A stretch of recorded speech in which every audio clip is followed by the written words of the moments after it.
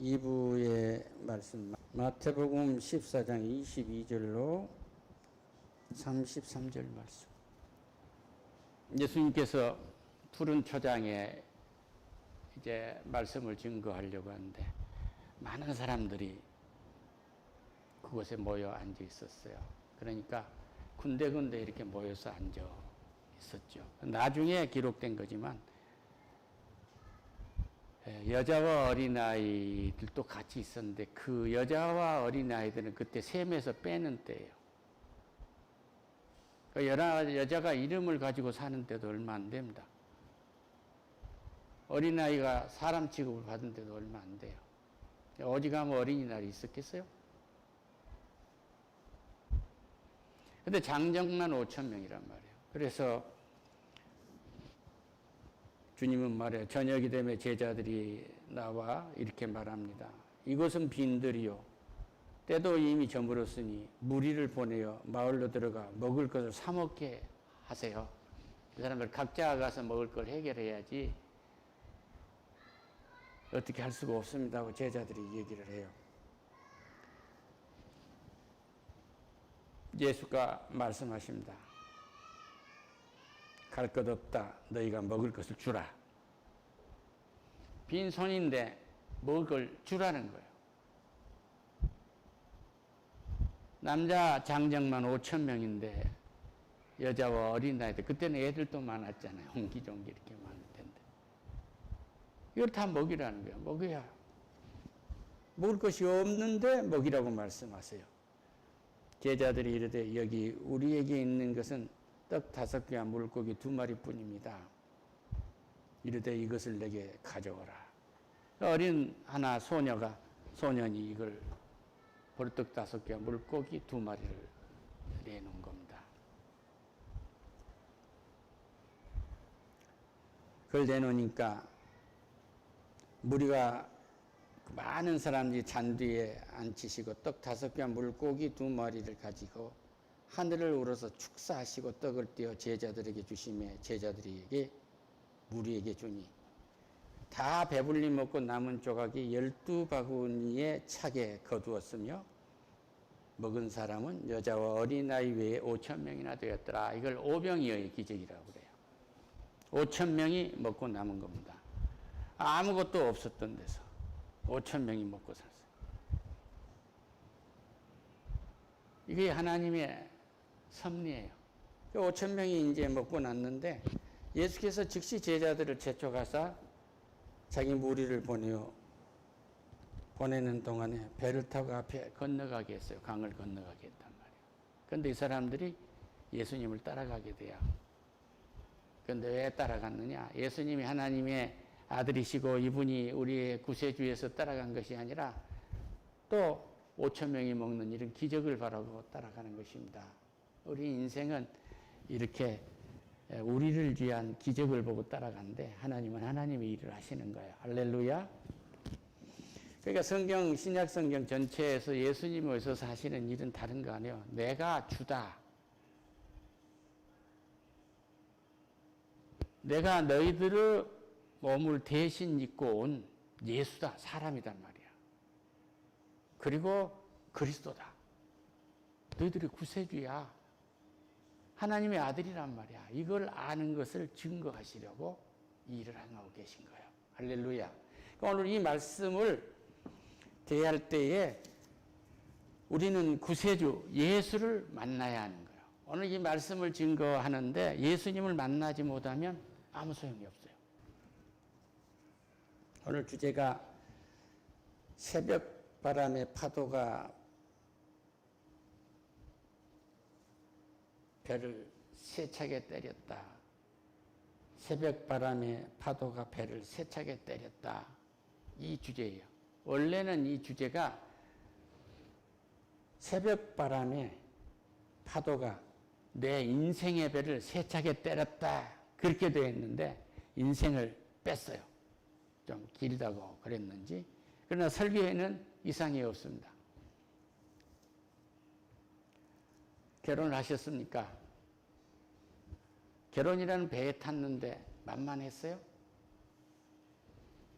결혼하기로 했는데 그렇게 만만하셨나 봐요. 이 새벽부터 세찬 바람이 불었을 것입니다.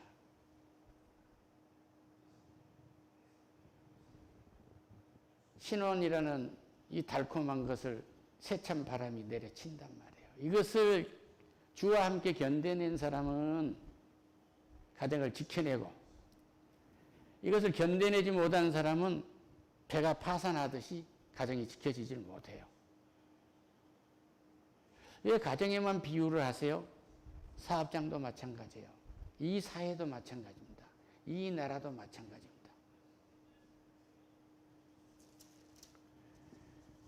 예수님이 강을 건너라고 했으면 조용해야 되잖아요. 그런데 바람이 불어요. 배가 이미 육지에 소리나 떠나서 바람이 거스름으로 물결로 말미암아 고난을 당하더라. 세찬 바람이. 이때 밤 사경은 새벽 4시입니다. 세찬 바람이 몰아치는 거예요. 인생에 세찬 바람이 몰아치고 있는 거예요. 잠시 주는 아직 오시지 않고 우리가 배불리 먹었던 그곳 숲속에서 기도를 하고 계신단 말이에요. 새벽 4시가 됐는데 예수님이 바다 위로 걸어서 제자들에게 오십니다. 어떤 일이 일어났을까요? 제자들이 그가 바다 위로 걸어오심을 보고 놀라 유령이라 하며 무서워하여 소리를 질렀어요. 모든 것이 다 두려움으로 다가오는 거예요. 믿음이 없으면 모든 것은 두려움으로 다가오는 것입니다. 두렵습니까? 그건 믿음이 없는 거예요. 두렵습니까? 주와 함께 있지 않은 거예요. 더 큰 두려움이 옵니까? 이것은 내일이 주가 없다고 생각한 거예요. 주는 반드시 나와 함께 하신다. 할렐루야.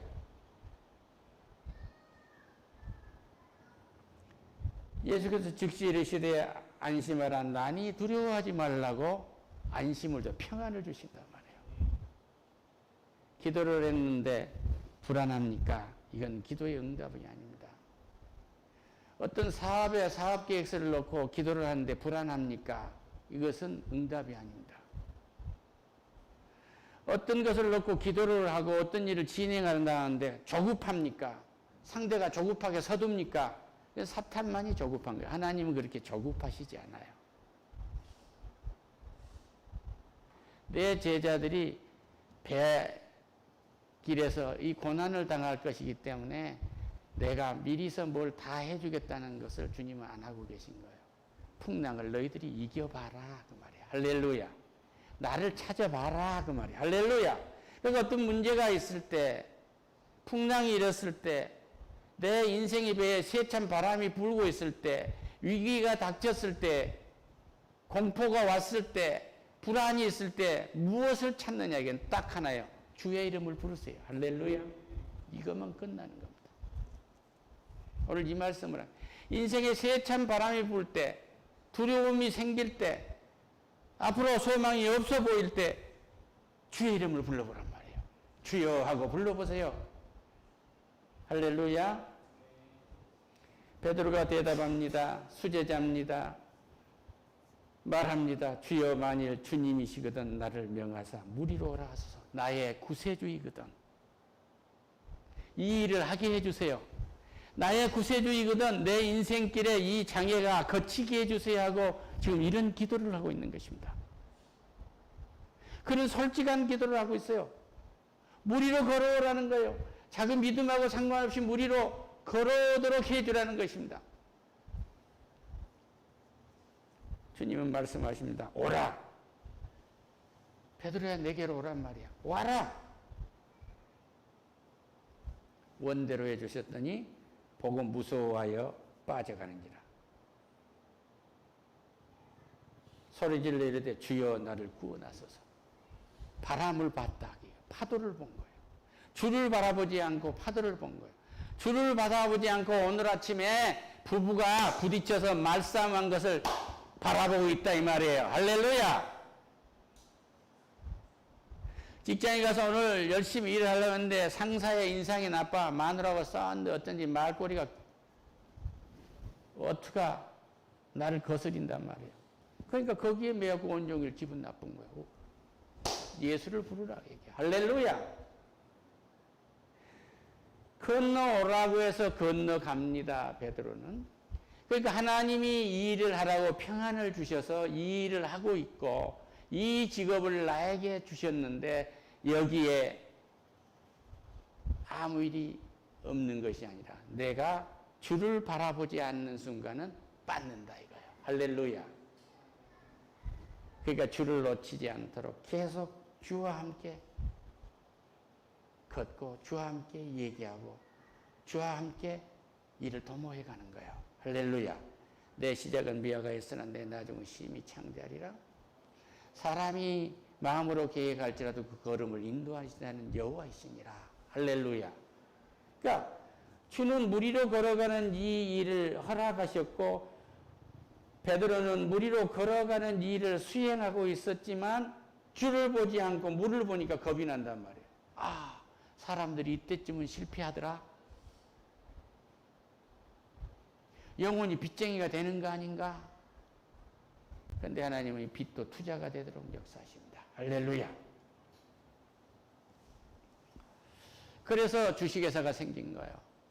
유럽에서 배를 하나씩 사가지고 가서 향료를 사서 또는 비단을 사가지고 오며 가며 팔아서 돈을 벌어가지고 들어오는데 바람이 풍랑이 울면 배가 없어져 버린 거예요. 그 열대가 나가면 배 열대가 나가면 한 대가 돌아오는데 돌아오면 요새 말로 큰 돈을 벌게 되는 거죠. 그러니까 우리 그러지 말고 각자가 하지 말고 배 열대를 동일하게 투자하자. 그래서 리스크를 줄여준 것이 이것이 포트폴리오라고 요새 그렇게 얘기하죠. 그런데 이것이 주식회사가 된 거예요. 주식회사를 하면은 주식을 팔아서 자본을 마련하잖아요. 또 여러 사람에게 채권도 팔잖아요. 상품도 팔잖아요. 요즘엔 코인까지도 파닙니다. 이걸 해 나가서 하는 방법이 있는데 이런 방법을 모르게 되면 앞이 막막해요. 그러다 보면은 시드머니가 없거나 계속 자본이 유입이 되지 않으면 불안하고 공포가 생기기 때문에 아이디어도 떠오르지 않고 경영주, 다시 말하면 CEO가 불안한 인상이 보니까 조직이 망하게 되는 거예요. 그러니까 우리는 공포에 떨지 않고 항상 사람들에게 소망을 주는 지도자가 되려고 한다면 그 일을 책임지는 사람이 된다면 흔들리지 않아야 돼요. 할렐루야. 전쟁이 일어날지라도 나는 안연하리로다. 다윗의 고백이 그거예요. 지금 베드로는 무리로 걸어 전쟁도 아니고 무리로 걸어가는 단순한 일인데 주를 보지 않고 물을 보니까 위험을 보니까 절망을 보니까 빠져든단 말이에요. 지금 뭘 보고 가십니까? 주를 바라보는 소망을 보고 가십니까? 아니면은 내 육신으로 생각하는 미래를 내 마음속으로 다 생각으로 계산해보는 그 파도와 같은 물을 보고 있습니까? 내 인생에 세찬 새벽바람이 칠지라도 주를 바라보세요. 할렐루야. 주를 불러보시란 말이에요. 이것이 최고의 기도예요. 솔직하세요. 하나님 이게 불안합니다. 기도하세요. 기도는 가장 솔직한 것입니다. 있는 그대로 내는 거예요. 베드로는 너무 솔직한 거예요. 저도 사나이인데요. 제가 건너가겠습니다. 하는 거예요. 오라 하시니 베드로가 배에 내려 물 위로 걸어 예수께로 가되 바람을 보고 무서워 빠져가는지라 소리를 이르되 주여 나를 구원하소서. 주여 나를 구원하소서. 할렐루야. 다른 자기의 우상을 부르지 않았어요. 엄마 나를 구원해줘요. 아빠 나를 구원해줘요. 책임질 수 없는 이름을 부르지 않았단 말이에요. 주여 나를 구원해주세요. 할렐루야.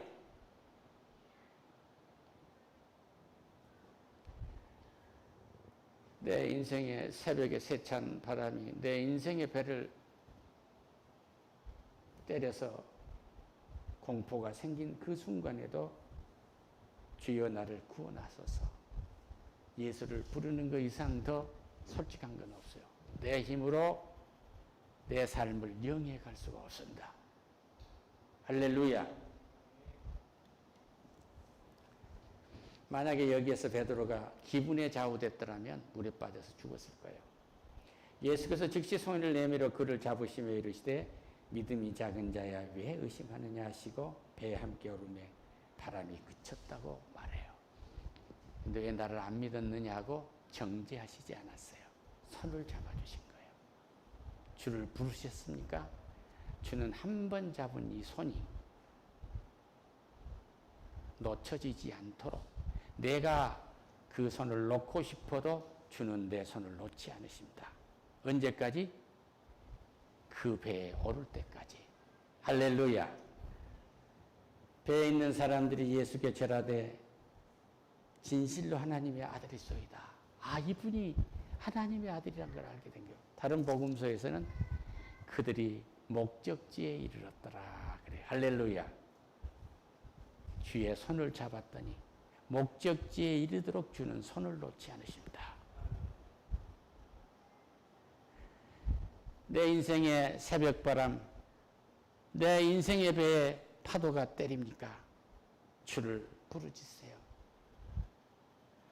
그러고도 내가 그 배에 타 있고 물 위에 내려간 것처럼 어떤 일인가를 도모하고 있을 때 나는 인생이 허망하게 빠져든 것처럼 그렇게 느낌도 들 때가 있습니다. 이때 다시 주를 부르짖으세요. 오라 하시며 손을 잡아주실 것입니다. 꿈속에서도 주가 내 손을 잡고 놓지 않는다는 사실을 믿으시면 오늘날 하나님께서 원하시는 목적지에까지 아름답게 도달할 수 있으실 것입니다. 할렐루야. 그래서 인생의 이 새벽바람이 내 배를 강타할지라도 그것은 전혀 문제가 될 게 없어요. 내 인생의 풍파는 얼마든지 있을 수 있는 거예요. 지금까지도 잘 해오셨지만 물 위로 걷는 것처럼 두려움이 생길 때마다 주를 부르짖으시고 주가 손을 내밀었습니다. 주의 손을 잡으세요. 그런데 한 번 그것을 잡은 주는 내 손을 다시 놓지 않습니다. 어디에? 목적지에 도달할 때까지. 기도하겠습니다. 하나님 감사합니다. 이 목적지에 도달할 때까지 내 손을 놓지 않는 주가 나와 동행함을 감사합니다. 영광 받으세요. 예수님의 이름으로 기도드립니다. 아멘. 할렐루야.